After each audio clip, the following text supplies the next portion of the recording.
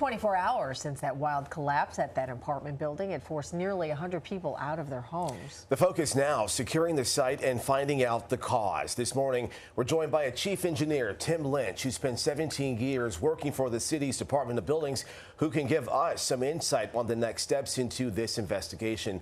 Tim, good morning, and thank you for being here with us. Good morning. How are you? You know, Tim, you get a call like this if you're with the city still. You get to the scene. What will your priorities be, aside from the cleanup, of course? Well, of course, it's safety first. That's paramount. Make sure that there's no additional injuries. Make sure you're safe off the area. That's the most important thing. You have an event. It's hard to predict. It's hard to predict the performance of a building after the fact. You immediately round up as many engineers as possible and inspectors, skilled staff. You evaluate the building, make sure that nothing is overlooked.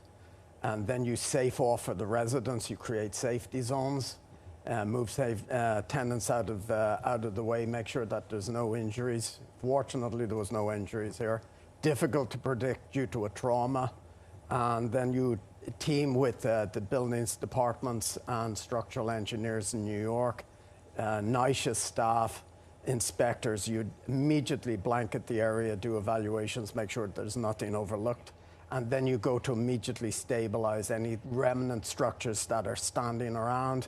You get staff on site. NYCHA have lots of assets, so they always bring lots of equipment to the site and skilled staff to do evaluations, working with the department and structural engineers. Yeah. It's a serious business, so you have to mobilize quickly and try to do blanket the area with as many skilled people to make sure that nothing got overlooked. Yeah.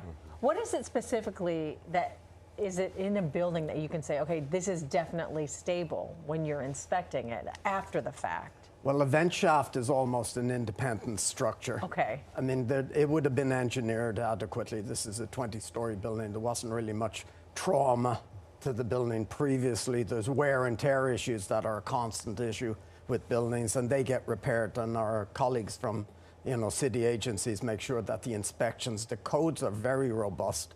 They double check, make sure that owners double check their equipment, the boilers, their inspections.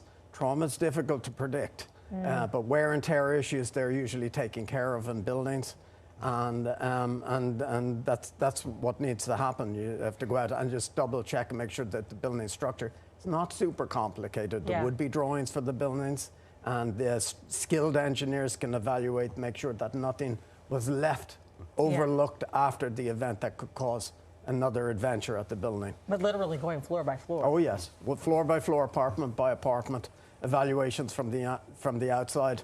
And fortunately, the Department of Buildings has skilled engineers. NYCHA has teams of many people. Fire department, very, very skilled. And they outreach to the engineering community for assets as well to help. And NYCHA will have engineers on staff and subcontracting engineers, and I'm sure there's plenty of people evaluating the building. Double check everything. It's a serious building. It's a serious issue, engineering. Of course. Based on your experience and what you've seen so far with this collapse, and you've heard too, do you think that all the protocols were followed in making sure that boiler was secure and looked after before this incident took place? It's hard to predict, and it's unfair to predict. You need to do an evaluation. The trauma was significant. We lost the vent shaft on the building. That would be rare. So one needs to investigate and make sure that everything is in line. And I always find it rash to run and to jump to conclusions. Of course. It's unfair for the people who might have been doing a routine maintenance issue and something got overlooked.